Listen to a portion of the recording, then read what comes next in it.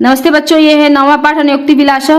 इसके आइए देखते हैं पहले संदर्भ को क्या लिखना। प्रस्तुत श्लोक हमारी पाठ्य पुस्तक हिंदी के संस्कृत खंड के नियुक्ति विलास नामक पाठ से उद्धृत है। फिर इसका प्रश्न क्या लिखाएगा कि इसमें है कि है इस श्लोक में कुएं के माध्यम से सज्जनों को यह संदेश दिया गया है कि उन्हें अपने आप को तुच्छ नहीं समझना चाहिए।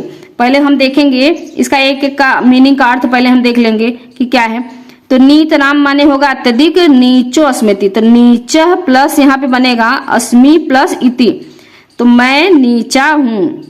त्वम माने तुम, खेदम माने दुख, कूप माने कुआं होगा, कदापि माने कभी भी, माँ कृथा माने मत करो, यत माने क्योंकि, परेशान माने दूसरों के गुण ग्रहिता असि माने गुणों को ग्रहण करने वाले हो। अब इसका अर्थ देखिए कुएं के पक्ष में, तो कुएं पक्ष में है कि मैं हे कुएं, मैं अत्यधिक गहरा हूँ, इस प्रकार तुम कभी दुखी मत होना क्योंकि तुम जल से युक्त हो। यहाँ अत्यंत सरस हृदयों की जगह होगा, जल से युक्त हो, तुम जल से युक्त हो और परेशान दूसरों के रस्सी को ग्रहण करने वाले हो। और मानव के पक्ष में क्या बनेगा कि हे मनुष्य मैं अत्यधिक तुच्छ हूँ, ऐसा समझकर तुम कभी दुखी मत होना क्योंकि तुम सरल हृदय वाले हो और दूसरों के गुणों को ग्रहण करने वाले हो।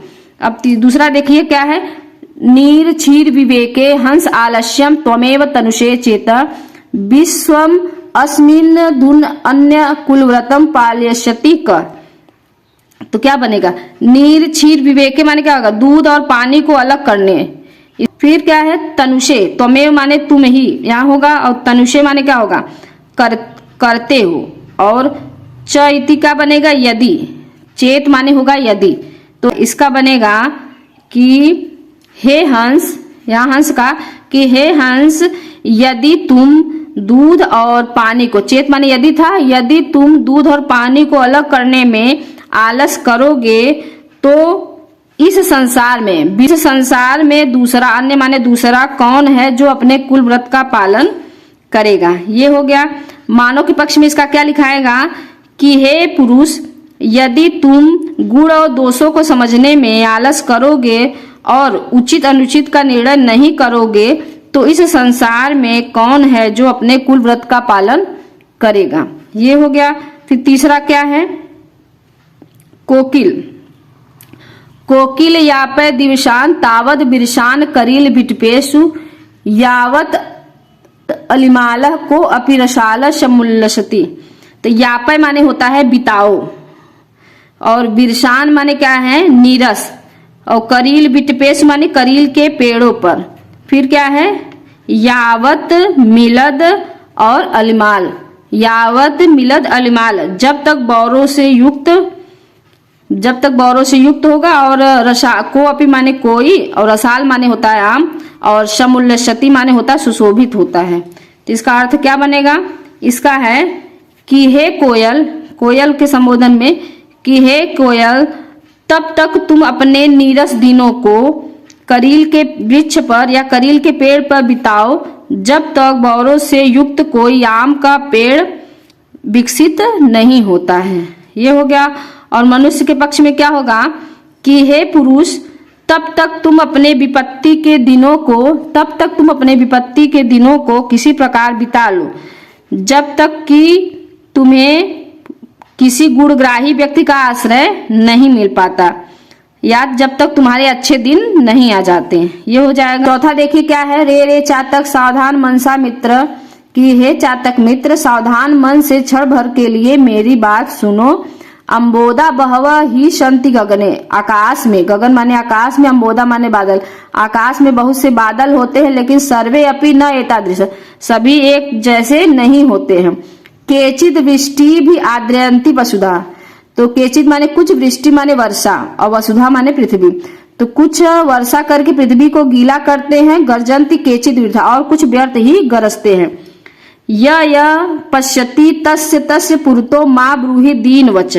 तो क्या होगा यहाँ पे कि यहाँ पे होगा कि को तुम जिसको, यहाँ बने य पश्यति माने तुम जिसको देखते हो, पश्यसी माने देखते हो, उसके सामने दीन वचनों को, दीनम वचन माने दीन वचनों को मत कहो। पुरुत माने होगा सामने, तो तुम जिसको देखते हो उसके सामने दीन वचन मत कहो। और पुरुष के पक्ष में क्या होगा मानव के, कि हे विद्वान पुरुष, तुम क्षण भर के लिए मेरी बात सुनो। संसार में बहुत से ऐसे धनवान हैं और समर्थ हैं, परंतु सभी उदार नहीं होते हैं। कुछ तो अधिक उदार होते हैं और कुछ अत्यंत ही कंजूस होते हैं। इसलिए तुम प्रत्येक से आशा करते हुए उसके सामने अपने हाथ को मत फैलाओ। ये हो गया। आगे देखिए पांचवा क्या है कि न वै ताड़नाथ तापनाद वही मध्य, न वै विक्रयात क्लिश्यमानो अहम अहम अस्मि। तो क्या होगा यहाँ पे, तो ताड़नाथ माने होता है क्या, पीटने से।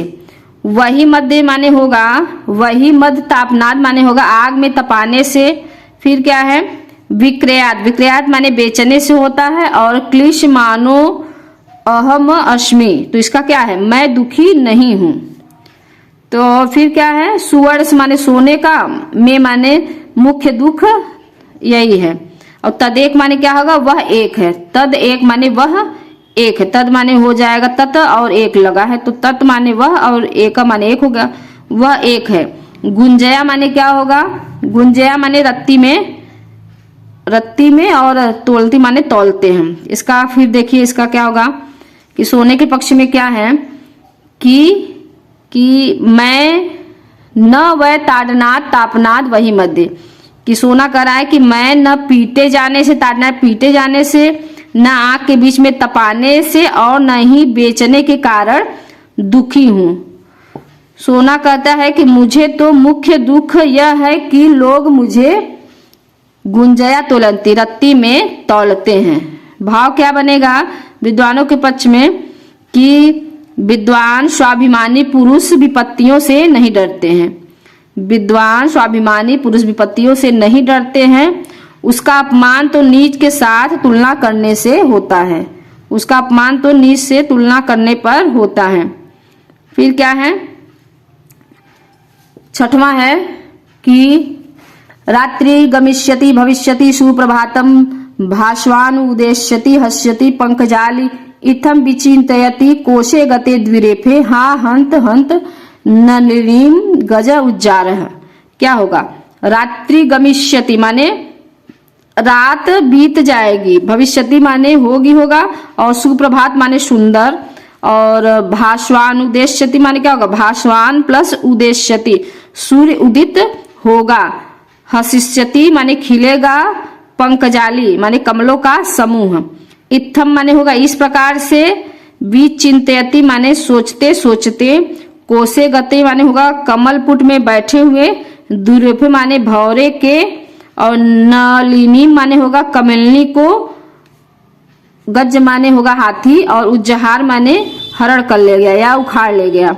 अब देखिए इसका क्या बनेगा, कमलनी में बंद भौरा, जो फूल है कमल, कमलनी में बंद भौरा सोचता है कि रात्रि गमिष्यति रात व्यतीत होगी, भविष्यति सुप्रभात सुंदर प्रभात होगा, भास्वानु उदेश्यति मतलब सूरज निकलेगा, हसिष्यति पंकजाली कमलों का समूह खिलेगा। इत्थम विचिंतयति, इत्थम माने इस प्रकार, विचिंतयति मतलब विचार कर रही थी या सोच रही थी, कोसे गते माने कमल के पुट में बैठी हुई, दुरेफे माने भौरे। तो इसका बनेगा कि इस प्रकार कमल के पुट में बैठे हुए भौरे के ऐसा सोचते सोचते, हाय हंत माने हाय बड़ा दुख की बात है कि गज माने हाथी उसी कमलनी को उखाड़ ले गया, उज्जहार माने उखाड़ ले गया। फिर से क्या बनेगा कि कमलनी में बंद भौरा सोच रहा था कि रात बीत जाएगी, सुंदर प्रभात होगा या सुंदर सुबह होगी, सूर्य निकलेगा और कमलों का समूह खिलेगा। तो इत्थम माने इस प्रकार, कमल के कोसे गते माने कमल के पुट में बैठे हुए भौरा ऐसा सोच ही रहा था कि हाय हंत मतलब दुख की बात है कि कमलनी माने नलनी को या कमलनी को हाथी उखाड़ ले गया। भाव इसका क्या बनेगा कि आशा में, मनुष्य सुख की आशा में अपने दुख के दिन काटता है, परंतु उसका वह दुख समाप्त भी नहीं हो पाता कि उसे मृत्यु आ जाती है। तात्पर्य क्या बनेगा कि मनुष्य चाहे कितनी भी मधुर अच्छी अच्छी कल्पनाएं कर ले, किंतु उसके ऊपर कुछ भी नहीं कर सकता, केवल वो सोच सकता है, और जो करता है ईश्वर ही करता है, और होता वही है जो ईश्वर चाहता है।